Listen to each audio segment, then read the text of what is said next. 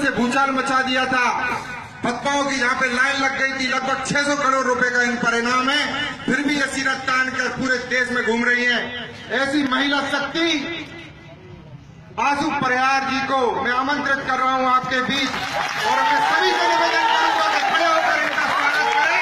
हमारे छोटे से निवेदन पर, हमारे छोटे से निवेदन पर ये हमारे हिंदू सम्मेलन में हम लोगों के बीच में आएंगे। धन्यवाद दोस्तों, आपके बीच हिंदुस्तान की ये नारी शक्ति। धन्यवाद।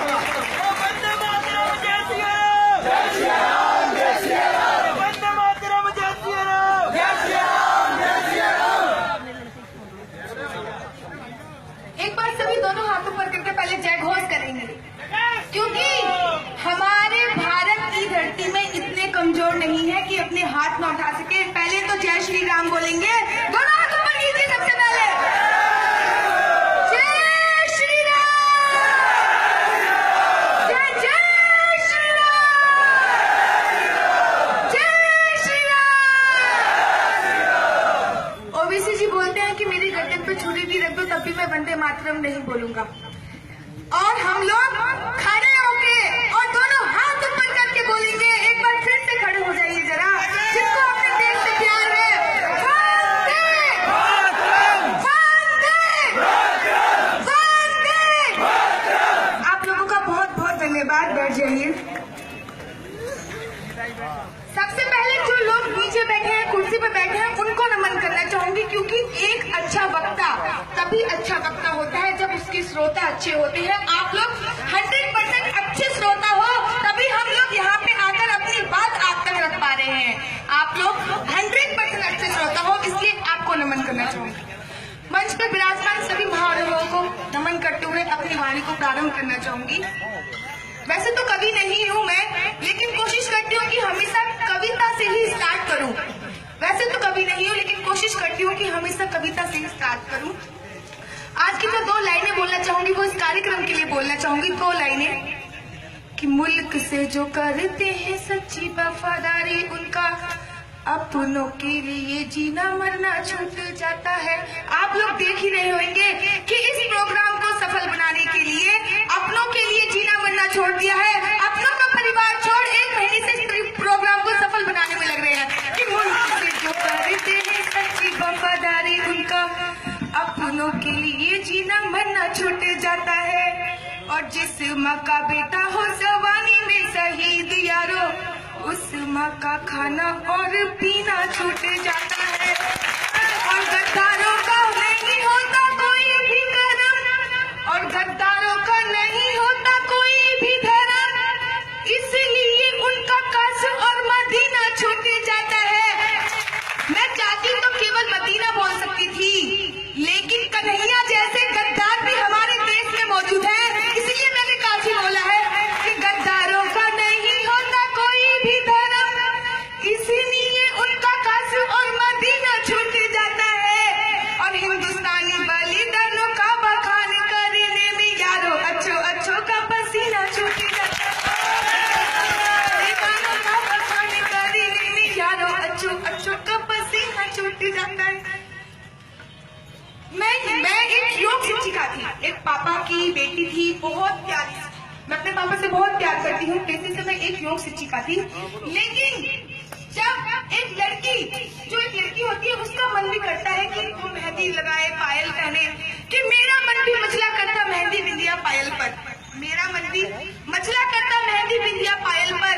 कभी गीत लिखने को करता रंग भरी बरसातों पर, और तभी दिख जाता लहू लुहान से लथपथ मेरी भारत माँ का मन घायल और तन घायल। और मैं तब मैं लेखनी से कहती हूँ, अंगारों को बरसा जारी, ये मेहंदी बिंदिया काजल छोड़ चंडी का रूप दिखा जा रही, मेहंदी बिंदिया काजल छोड़ चंडी का रूप दिखा जा रही, ये मेहंदी बिंदिया काजल छोड़ चंडी का रूप दिखा जा रही। आने वाले रक्षाबंधन पर आप सभी लोगों से प्रॉमिस चाहती हूँ, आप सभी लोग अपनी बहनों को वचन देते हैं उनकी सुरक्षा का, लेकिन अब आपको अपनी बहन से भी वचन लेना है कि बहन चाहे कुछ भी हो जाए, तू हिंदू और हिंदुस्तान का हमेशा नाम ऊंचा करेगी, लव जिहाद के चक्कर में नहीं पड़ेगी। आप सभी मुझे वचन दो कि अपनी बहन से वचन लोगे कि बहन तू हिंदू, हिंदुस्तान और अपने धर्म के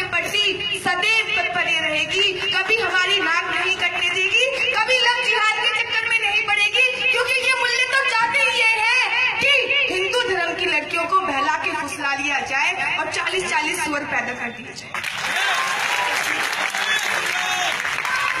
जब हमारा देश अंग्रेजों से गुलाम हुआ था, तो उस पंक्ति की कुछ पंक्तियां मुझे याद आ रही हैं, वो मैं बताती हूँ कि नाम के धंधों की जब गोरी ढाकर बसने आई थी, गोरी मतलब अंग्रेज, कि नाम के धंधों की जब गोरी भ्याकर बसने आई थी, किसे खबर थी भारत माँ को नागन डसने आई थी, कि नाम के धंधों की जब गोरी भ्याकर बसने आई थी, किसे खबर थी भारत माँ को नागन डसने आई थी, करे गुलामी भारत उनकी ये उनका मंसूबा था, इन खुद गर्जों के कारण भारत का सूरज डूबा था, और किसी को भारत माँ की हालात पे तरस नहीं आता था, लाज का आंचल भारत माँ के सर से सरका जाता था।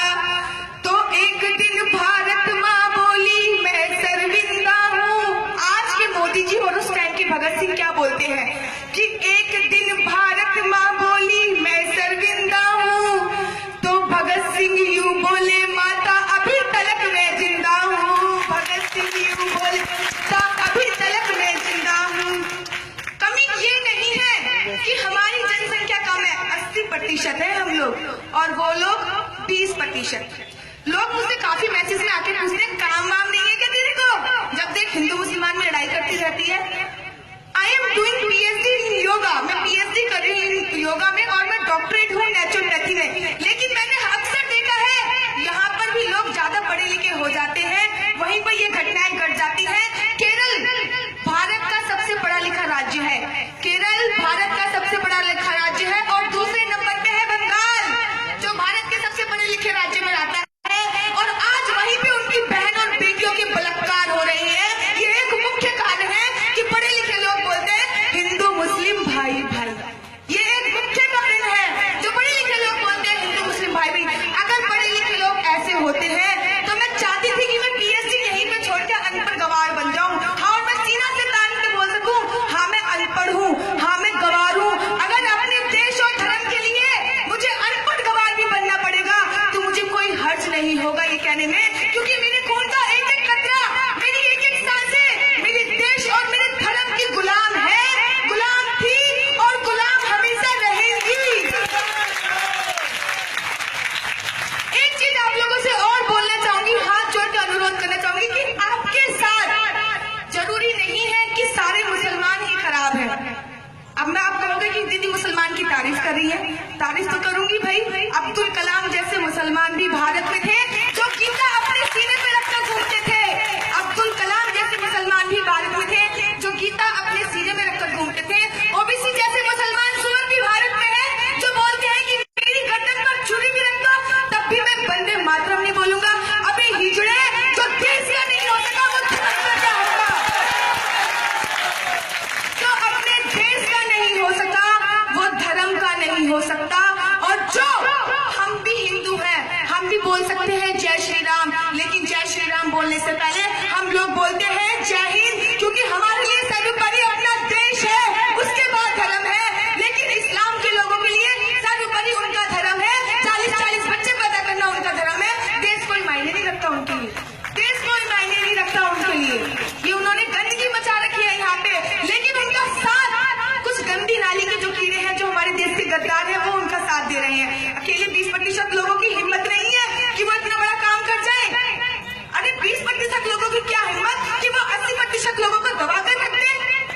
लेकिन सत्ता का गलत, सत्ता का लालच। एक छोटी सी पंक्ति याद आ रही है, मैं आप सभी लोगों के साथ शेयर करना चाहूंगी। जिस संसद में इंदिरा जी की अटल प्रतिज्ञा चलती थी, जिस संसद में इंदिरा जी की अटल प्रतिज्ञा चलती थी, जिसमें लाल बहादुर जी की सिंह गजरना करती थी, लोकतंत्र पे शोकतंत्र का गहरा कसा सिकंजा था, लोकतंत्र पे शोकतंत्र का गहरा कसा सिकंजा था। देश की बर्बादी का कारण केवल हाथ का पंजा था, देश की बर्बादी का कारण केवल हाथ का पंजा था। इसका मतलब ये नहीं है कि मैं बीजेपी को सपोर्ट करती हूँ भाई, मेरे ऊपर 300 फतवे बीजेपी के राज्य में ही आए हैं। इसका मतलब ये नहीं है कि बीजेपी को सपोर्ट करती हूँ। मेरे ऊपर 19 FIR बीजेपी के राज्य में ही आई है, मैं 3 बार जेल बीजेपी के राज्य में गई हूँ, मेरे ऊपर 72 कंप्लेंट्स बीजेपी के राज्य में आई है। इसका मतलब ये नहीं है, लेकिन 60% देश की बर्बाद करने वाली राज्य, देश को बर्बाद करने वाली राजनीति केवल कांग्रेस की है, 60%। अरे थोड़ा टाइम दो योगी जी को, मोदी जी को, थोड़ा टाइम दो, थोड़ा सा टाइम दो, फिर देखते हैं कि क्या करते हैं वो, क्या नहीं करते हैं। ये तो आने वाला वक्त ही बताएगा। लेकिन आप लोगों से अनुरोध करना चाहूंगी कि अपने अंदर बैठे हुए गद्दारों को पहचानने की कोशिश करें कि आपके अंदर कौन गद्दार बैठा है जो हिंदू, हिंदुस्तान और आपके आत्मसम्मान को ठेस पहुंचा सकता है। चाहे वो हिंदू हो, चाहे वो मुसलमान हो, उसको निकाल फेंको अपने यहाँ से कि साले जा, तू पाकिस्तान में ही जा, यहाँ पे रहने का तुझे कोई हक नहीं है। चाहे वो हिंदू हो, चाहे वो बंदा, चाहे वो मुसलमान हो। अब आप कहोगे कि दीदी हिंदू हिंदू क्यों कर रही है बार बार? अरे कन्हैया ने ही कहा था भारत माता डायन है, ये कन्हैया ने कहा था, हिंदू है वो। मेरे ख्याल से उसे डीएनए टेस्ट कराना पड़ेगा एक बार, मेरे को तो लगता नहीं है कि भी हिंदू है। एक बार डीएनए टेस्ट की उसको आवश्यकता है। और बड़े शर्म की बात है जो ये बोलता है कि भारत माता डायन है, भारत तेरे टुकड़े होंगे। अरे वो Z+ सिक्योरिटी में रह रहे हैं। अरे मतलब अगर भारत की पब्लिसिटी पानी है, अगर देश की पब्लिसिटी पानी है, तो तुम भारत माता की बेइज्जती कर दोगे। जिस थाली में खाते हो, छेद उसी में करते हो। धर्म जिस थाली में खाते हो, छेद उसी में करते हो। माँ सभी की धरती है, बस माँ कहने से डरते हो। माँ सभी की धरती है, बस तुम माँ कहने से डरते हो। मेरा तो ये वादा है कि जो भी गद्दार है इस देश में, चाहे वो आपको लूट रहा हो, चाहे वो आपकी बहन बेटियों के साथ कुछ कर रहा हो, उसको निकाल के बाहर फेंको।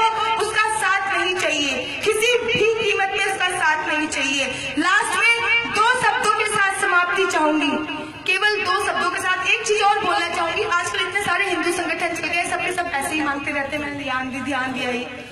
अरे कुछ कमा लिया करो, सारे हिंदू शेरो, क्या पंचर बनाओगे तुम भी मुसलमानों की तरह? पहले कमाओ, उसके बाद। मैं सरकारी नौकरी से सस्पेंड हुई हूँ, मेरी सरकारी नौकरी थी, उसके बाद मैं सस्पेंड हो गई। उसके बाद 2 महीने तब बीते जब मैंने दूसरी नौकरी ज्वाइन कर ली। 2 महीने तब बीते थे। मैं लड़की होकर कमाना जानती हूँ। अगर तुम लड़की होकर कमाना नहीं जानते हो तो मेरी नजर में तुमसे बड़ा हिजड़ा कोई नहीं हो सकता है। और लास्ट में सभी लोगों का धन्यवाद करते समय सभी लोगों का धन्यवाद करना चाहूंगी और 2 पंक्तियों के साथ समाप्ति करना चाहूंगी कि शेर सुना दूं या फिर शायरी सुना दूं या फिर कुछ जय श्री राम का घोष सुना दूं? बताओ लास्ट में क्या सुनना चाहोगी? आपकी मर्जी में तो पूछ लेते हैं।